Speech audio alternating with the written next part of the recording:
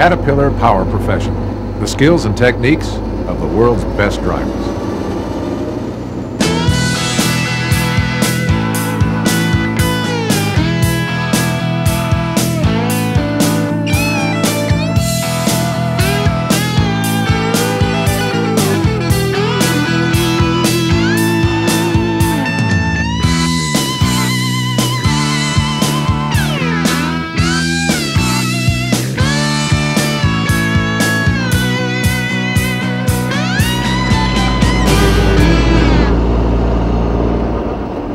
Welcome to the third program in our Caterpillar Power Professional series, Managing for Maximum Performance. Today's modern diesel engines combine electronics with technological advances that provide greater reliability and durability, plus better drivability and lower cost per mile. You know that time is money. Your trucks are making the most money when they're hauling freight economically and efficiently. The way your drivers manage their time and driving practices can make money or lose money for your business.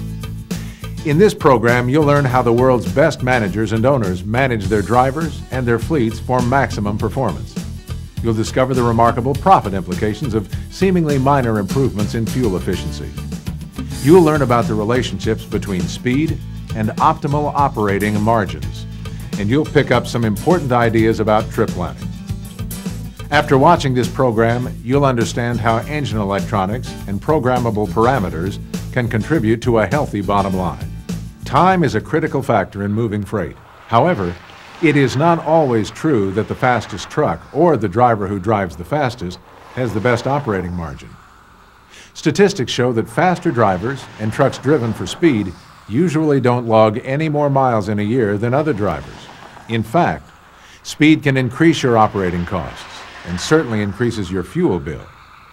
The professional driver who drives at reasonable speeds will be less prone to have accidents and less prone to accumulating fines. The professional driver will also experience less stress, fatigue, and frustration. Drivers who drive smart, not fast, significantly reduce your operating costs.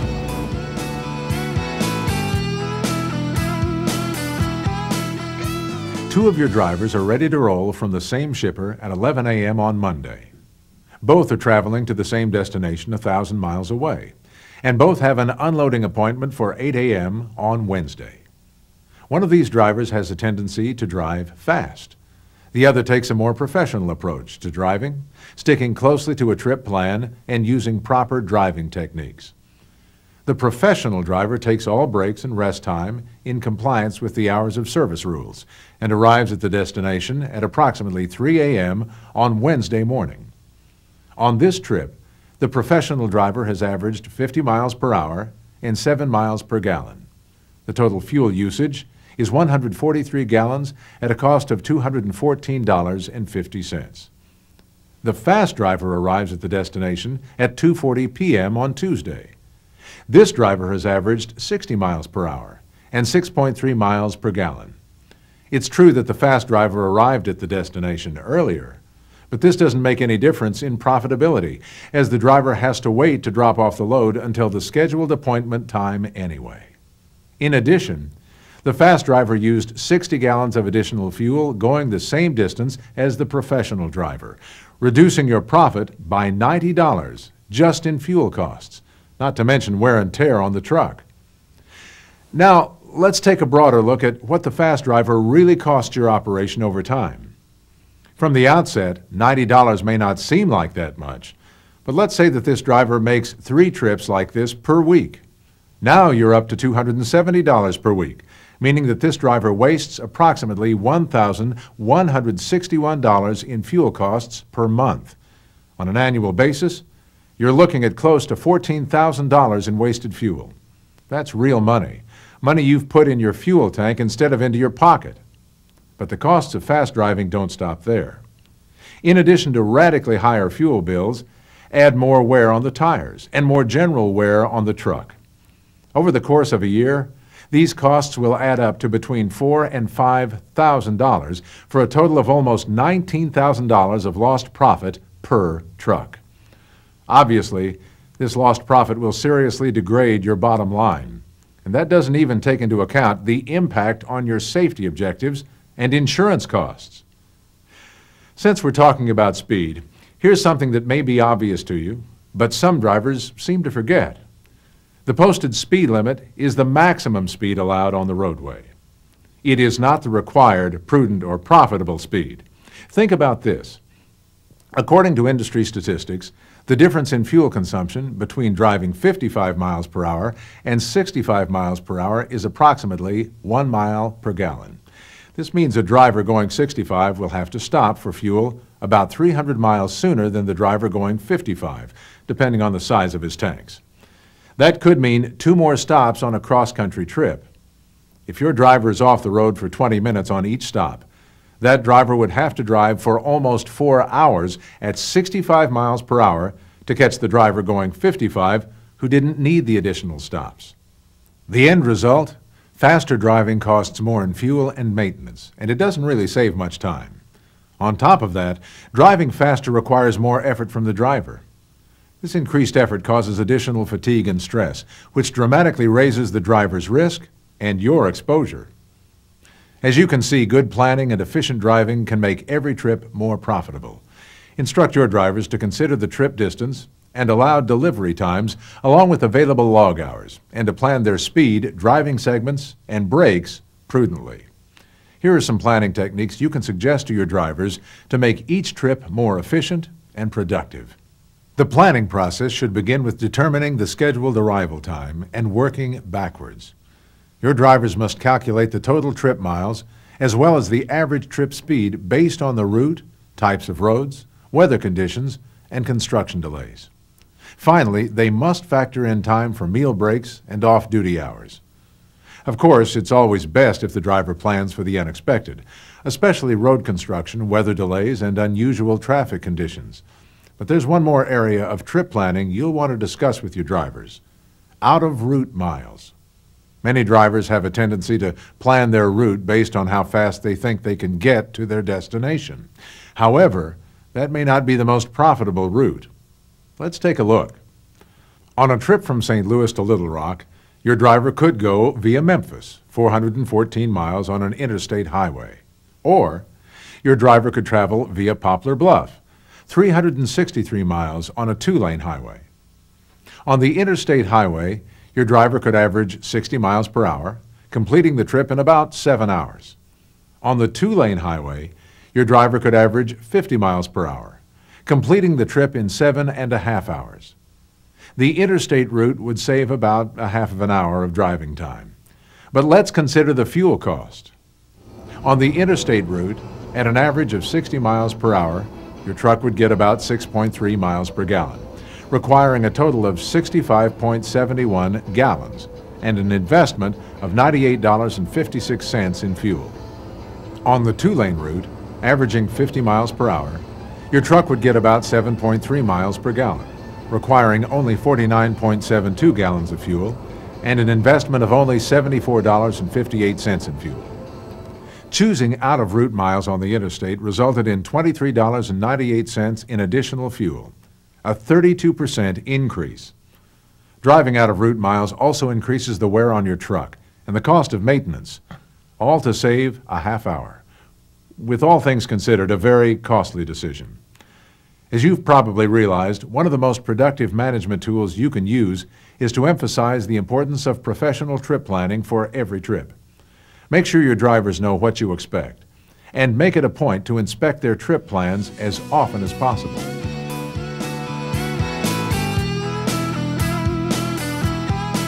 Caterpillar electronic engines are designed to operate at a lower RPM, so they will get more miles per gallon when properly driven.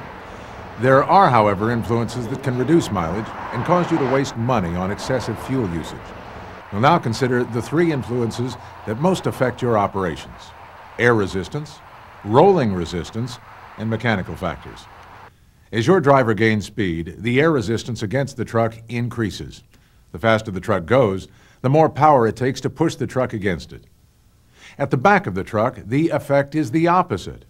Air flows past the truck, creating a vacuum that results in a force pulling the truck backwards. The faster the truck goes, the greater these combined forces are against the truck, and the more fuel it will burn. Airfoils, trailer design, and the proper amount of trailer gap help minimize the effects of air resistance. But the most significant control over air resistance is the driver's foot on the throttle. Remind your drivers regularly. Faster speed equals more resistance. Slower speed equals less resistance. That's another reason you save fuel costs by reducing speed. Here's another important issue. Be cautious about items added to the truck, which can cause additional air resistance. Air resistance can actually be measured in fuel consumption. Depending on fuel costs, that could translate to several $1,000s of lost profit per truck you operate per year. Rolling resistance also costs money.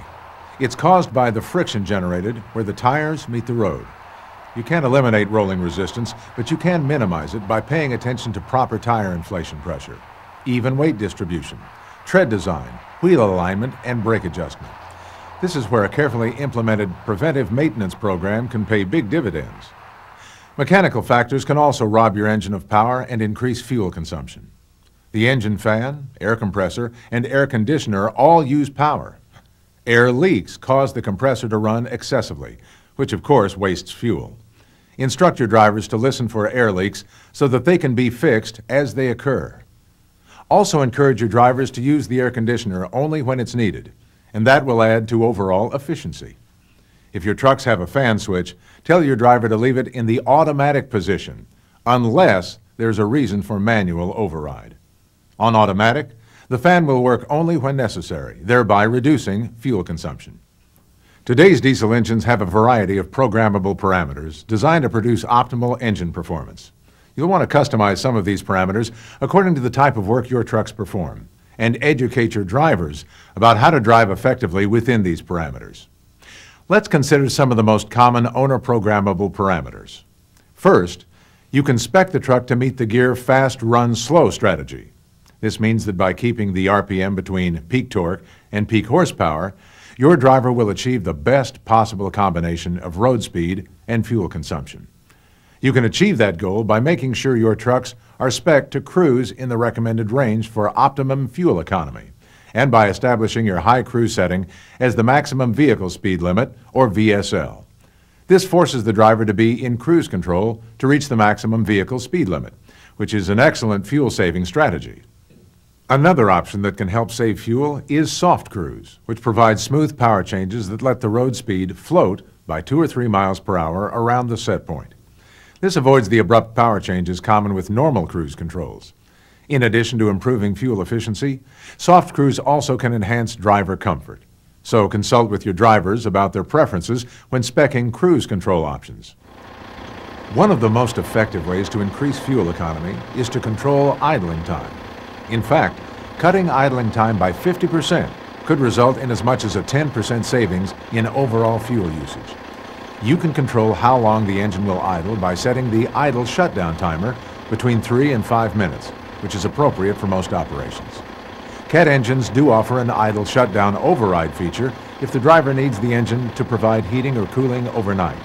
If you do not want the driver to be able to override the idle shutdown, you can deactivate this feature. Low and intermediate gears, which enable progressive shifting, are also parameters you can spec. These parameters allow you to input soft RPM limits for each gear, which prompts the driver to upshift. Winding up the engine to a higher RPM just wastes fuel. The operator should only use enough RPM to get into the next gear, and setting these two parameters allows you to ensure that this happens. Once a driver becomes proficient in progressive shifting, getting up to speed is actually faster than with bumping the governor, and there is a significant savings in fuel and engine wear. Since there may be some conditions that require a higher RPM than the selected limit allows, the engine will continue to accelerate in that gear, but only slowly. Another important fuel-saving parameter is gear down protection. It allows you to set RPM limits for the higher gears, which force the driver to shift into the highest gear to reach the cruising speed you have selected. By preventing the engine from delivering power when the truck is in the gear just below top gear and running at peak RPM, it discourages driving at cruise speed in anything but the top gear. Since the engine is designed to be driven this way, the driver can take advantage of its high torque, low RPM capability for as long as possible on hill climbs, maintaining speed while downshifting much less often, which saves fuel.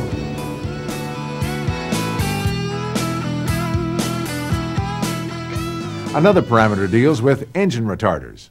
Since this is primarily a driver comfort issue, consult with your drivers to choose one of the 3 options for engine retarder operation to be programmed into your trucks: normal, latch mode, or coast mode. In normal mode, the engine retarder is activated anytime the driver's foot is removed from the throttle. In latch mode, the retarder is activated when the driver touches the service brake, keeping the retarder in operation until the driver once again touches the throttle. In coast mode, the retarder stays in operation only while the driver's foot is on the service brake. While electronic parameters will help you improve driver performance and save fuel, the Adam 2000 electronics found on all Caterpillar engines offers engine monitoring and self-diagnostic systems that will help you protect your investment. A standard feature of Adam 2000 is the engine monitoring system, which includes sensors that monitor oil pressure, intake manifold temperature, coolant temperature, and coolant level. Your engine can be programmed to react in 3 different ways to a problem detected by the sensors: warning, warn derate, and warn derate shutdown. Make certain your driver knows which way the truck has been set before driving